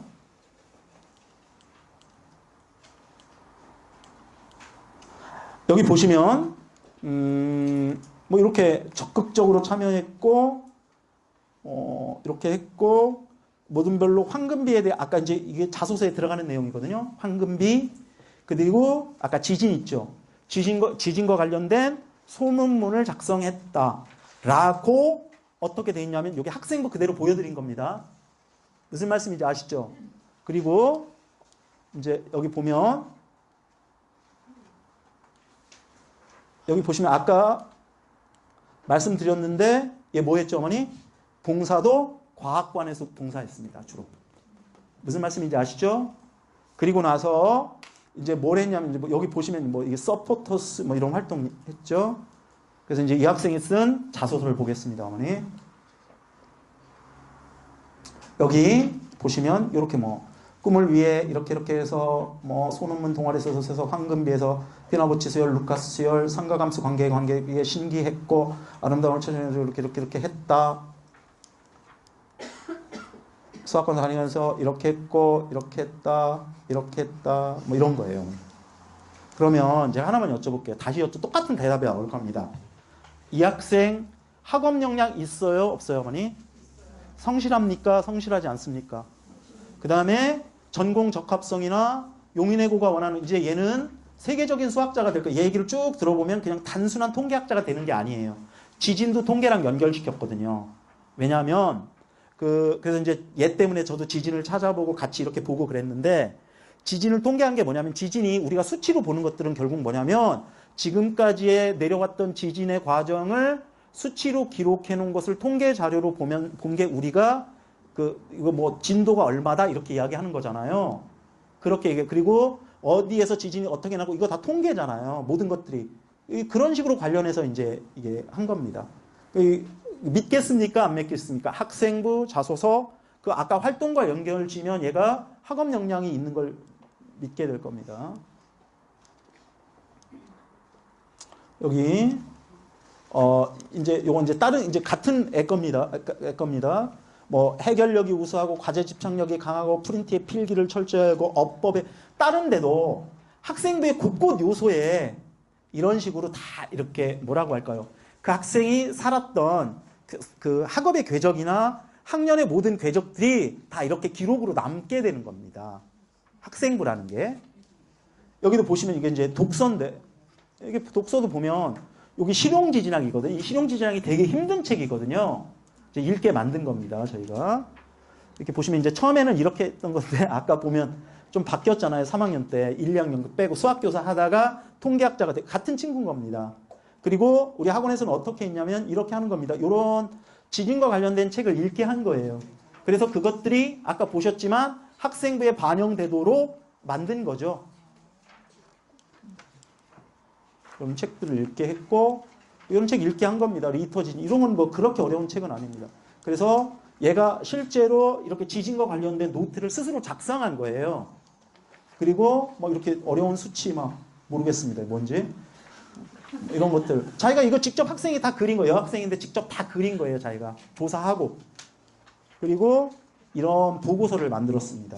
그래서 보고서를 어떻게 할지 우왕좌왕해서 제가 이랬습니다. 얘가 뭐냐면 소논문 동아리더라고요. 그래서 소논문 동아리에서 황금비에 관련된 논문 쓰고 뭐에 대한 논문 써 이것과 관련된 논문도 써라. 써서 거기에 반영했습니다. 한 개만 더 볼게요. 이제 여기는 어제 면접 기출입니다. 엊그저께 하고 요런 게 요거는 어디냐면 인문입니다. 인문. 이건 아닙니다. 경기외고 면접입니다. 요게 보시더라도 뭐 그냥 이런 거 놨습니다. 이건데 가치 판단하는 것과 관련된 문제가 주로 납니다. 그 다음에 요거는 위에 거는 국제입니다. 국제인 거고요. 뭐 이렇게 난 거예요. G7 이하의 국가에서 환경 어쩌고 문제를 요 가로를 채워냈는데 요 가로에 요 문제는 자기 스스로 택하는 거고 여기에 이제 지금 애들이 다 기억하지 못하는데 요 땡땡 이렇게 빈칸에 관련된 전문가들을 쭉 20개 나열하고 그중에 전문가 3명을 뽑아서 네가 생각하는 이 문제를 어떻게 해결할지를 이야기하라고 한 게 국제입니다. 그 다음에 요거는 수학 자연계 문제고요. 어제 나왔던 A가 틀렸다면 자연과학 B 방법의 대책을 말하시오. 그래서 A는 이렇게 4개 중에 하나 넣고 B는 이렇게 하나 넣고 저희가 이 문제 같은 경우도 그 면접 대비하면서 이거 동일하진 않지만 비슷한 유형의 문제는 여러 번 다루었습니다. 어쨌든 다루었고요. 그 다음에 아까 원장님이 말씀하신 건데 이건 뭐 제가 대단한 사람입니다. 이게 뭐냐면 이게 그 용인 인문에 난 문제입니다. 이게 뭐냐면 이 셋 중에 하나를 골라서 사회 현상을 설명하라 그렇게 얘기를 한 거예요. 근데 저희 학원에서 그러니까 제가 이제 면접 대비 애들 해주면서 어떤 유형의 문제를 냈어요? 요 유형의 문제를 제가 냈었거든요. 이게 뭐냐면 여러 개 제가 유형을 15개 정도 만들어가지고 했는데 그 중에 하나인데 요게 뭐냐면 내가 이렇게 해놓고서 A, B, C, D, E를 네가 아무거나 집어넣고 단어를 집어넣고 이걸로 사회 현상을 설명해라 이렇게 이야기를 한 거예요. 비슷합니까? 안 비슷합니까? 비슷하잖아요.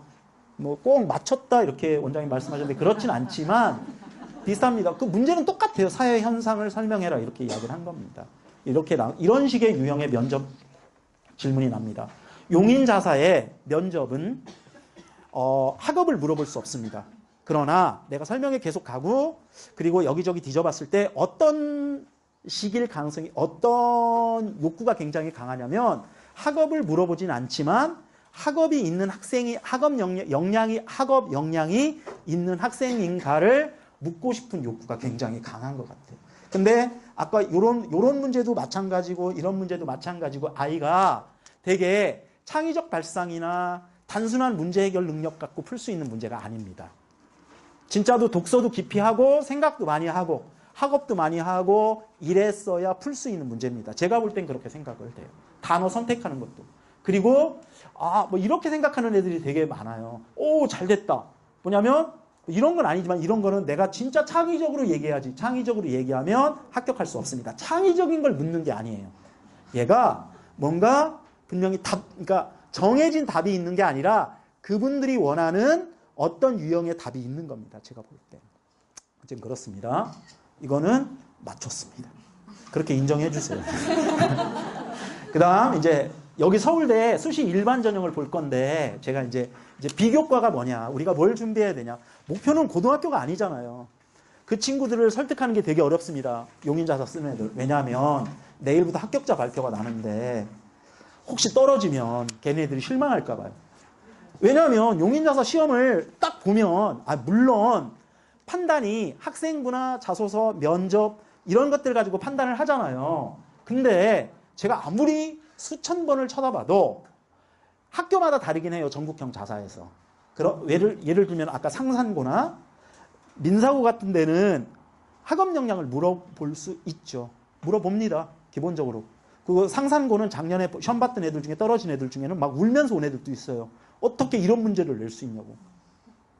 자기 실력은 생각 안 하고. 그 번호판 문제가 났잖아요. 작년에는. 아세요? 그 앞에 두 자리가 가려져 있는데 무슨 이렇게 조건을 줘서 번호판을 맞춰라. 이런 문제가 난 거예요. 이게 무슨 저는 잘 모르지만 무슨 심화수막이라고 하더라고요. 그런 문제가 났고. 그런데 제가 말씀드린 이제 고등학교를 입학하는 데 있어서 어떤 게 있냐면 제가 이런 얘기하면 큰일 날 수도 있지만 평가가 좀 명확하지 않은 느낌이 좀 있어요. 그러니까 그게 실제는 명확하지 않진 않거든요. 그런데 이게 미리 준비해야 되는데 미리 준비하지 못하고 뭐 이런 것들이 굉장히 강한데 서울대 이게 뭐냐면 일반 전형은 학생부 종합 전형을 말하는 겁니다. 서울대를 갈 수 있는 방법은 3가지 방법이 있습니다. 하나는 뭐죠, 어머니? 지역균형 선발. 전교 1등만 갈 수 있습니다. 이과 하나, 문과 하나. 아시죠? 그리고 거기엔 최저가 있죠. 서울대 2번째 갈 수 있는 방법은 정시입니다. 수능 잘 봐야 됩니다. 그 수능 다 맞은 아이들 요번에 자연계를 한 명도 서울대 못 가는 거 얘기 들으셨죠? 왜 못 가죠? 2를 선택하지 않은 거. 과학에서 2 선택해야 되는데 한 개만 택하면 되나요? 2를 택하지 않아서 못 간 겁니다. 3번째 방법이 제일 많이 뽑는 겁니다. 일반 전형입니다. 일반 전형은 1단계에서 학생부 자기소개서 추천서를 냅니다. 뭐랑 똑같죠, 어머니? 아까 뭐랑 비슷하죠? 제가 그거 유도하려고 하는 겁니다. 아까 용인외고 시험이랑 굉장히 비슷하잖아요.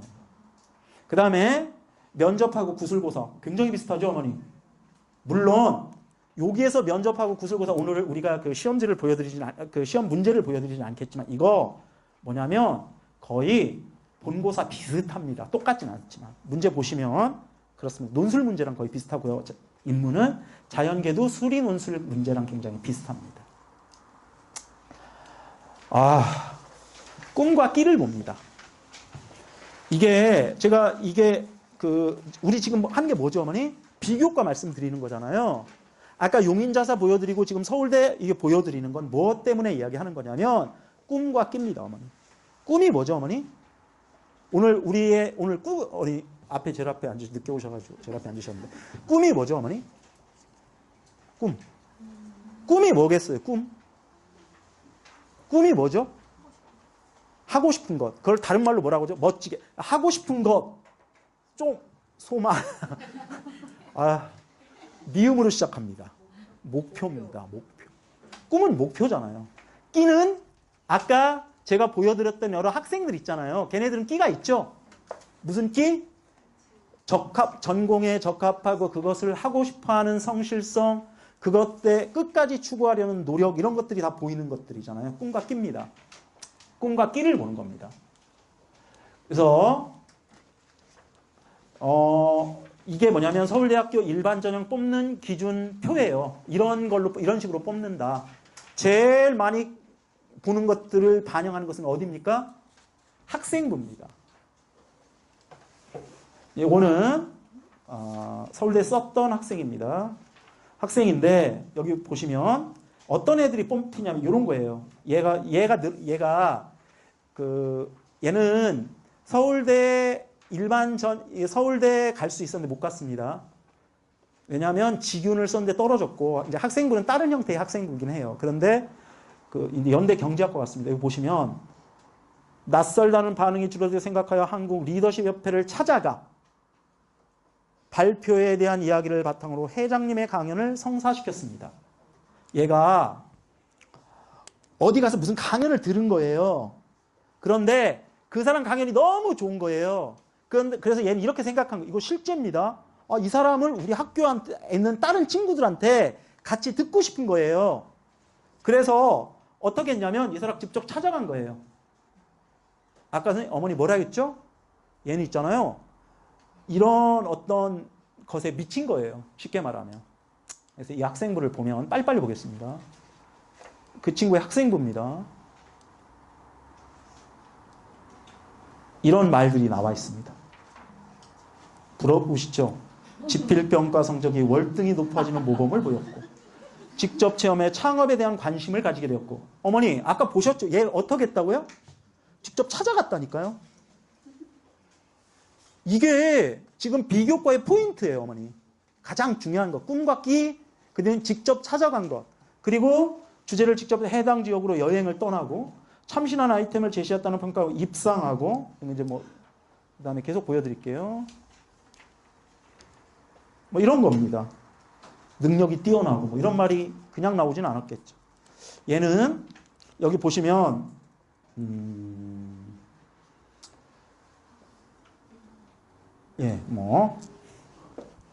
어쨌든 성적이 안 좋았다 좋아졌습니다. 계속 보여드릴게요. 여기 보실게요, 어머니. 의류 대여점의 필요성을 발견하고 모의 창업을 하기도 하고 계속된 이런 경제에 관련된 것들을 끊임없이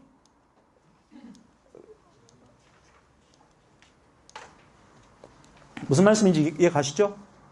길게 안 하겠습니다. 이제 마지막 장입니다.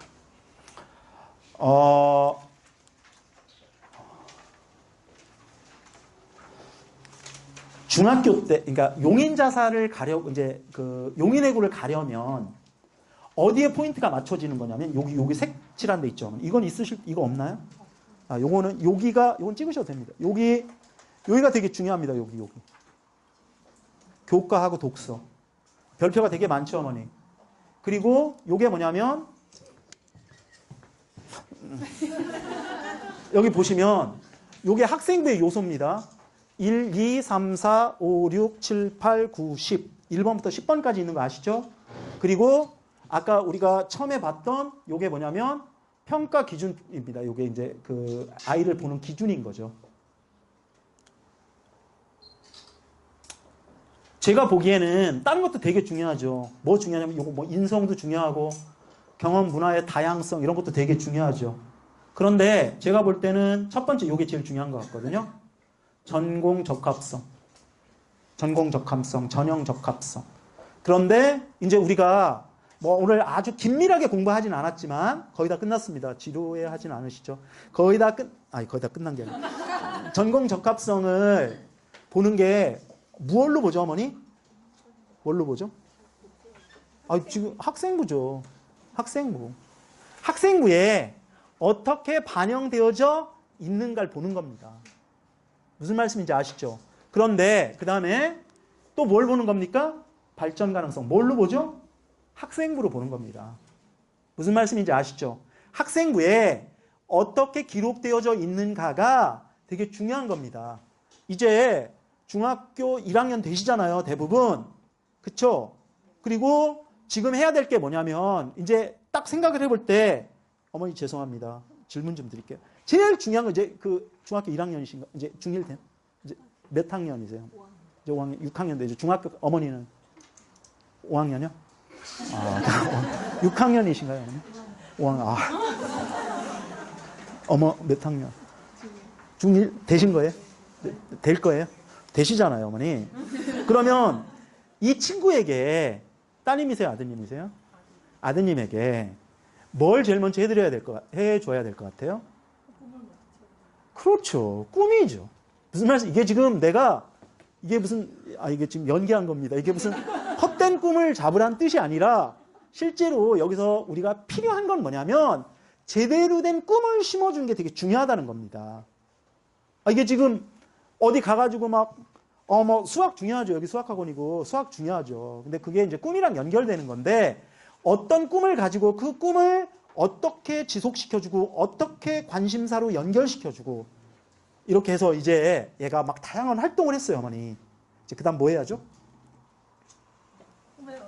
아니요. 다 했어요, 어머니. 답이 뭘까요? 그걸 어떻게 해야 되겠습니까?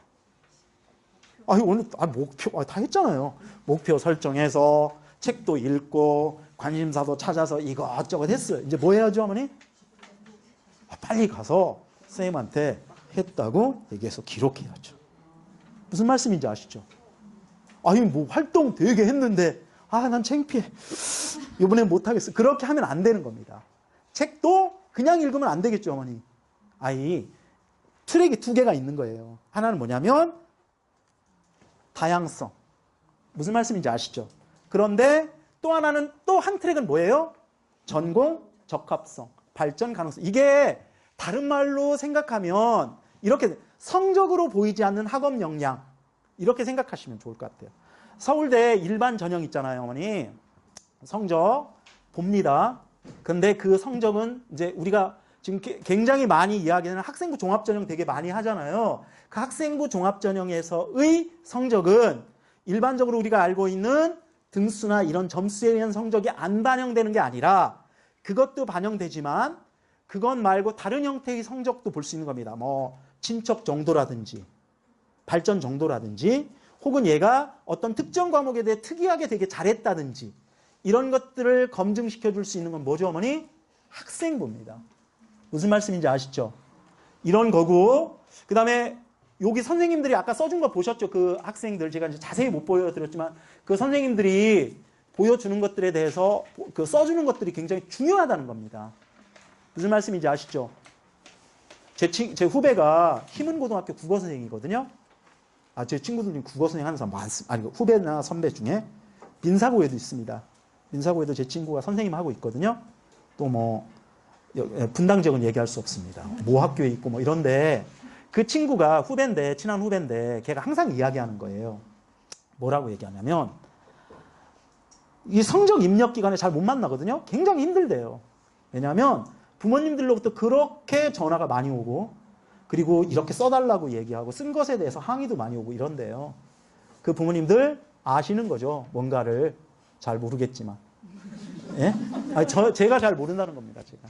어쨌건 좀 정리하고 이제 마지막으로 정리하고 끝내겠습니다.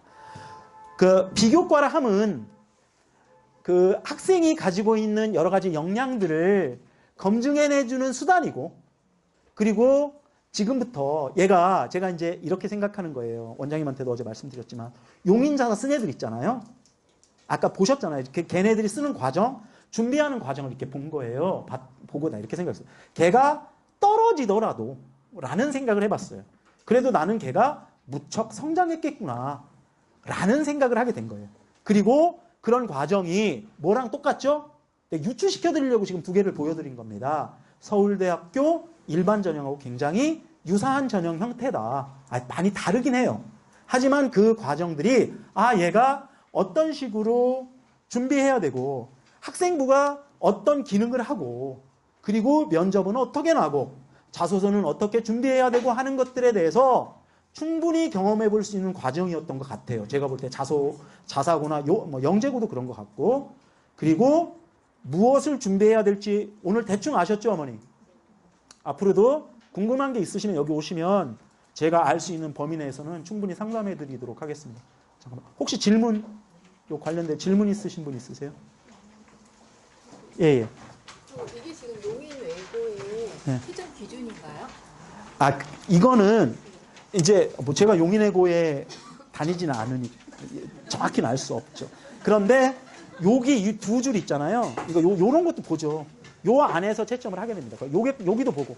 요거는 못 봅니다. 이거는 뭐냐면 학생부 종합전형의 채점 기준입니다. 본래. 고등학교 특목고 입시를 할 때 네. 한 장을 3년 내내 8장을 받아야 된다 그러면 아, 뭐 꼭 그렇진 않습니다. 그러니까 아까 말씀드렸던 것처럼 제일 중요한 거는 얘가 어떤 식이든지 검증되는 역량을, 그러니까 뭐 예를 들면 그 얘기가 되게 많잖아요. 상을 타야 된다느니, 그 다음에 또 뭐 소논문을 써야 된다느니, 뭐 이런 거 되게 많잖아요. 그게 중요한 게 아니라 얘가 학생부라는 기능이나 이런 것들을 통해서 얘 역량이 검증되어져야 한다는 거죠. 또 질문 없으시죠? 예, 여기까지 마치겠습니다. 오늘 고맙습니다.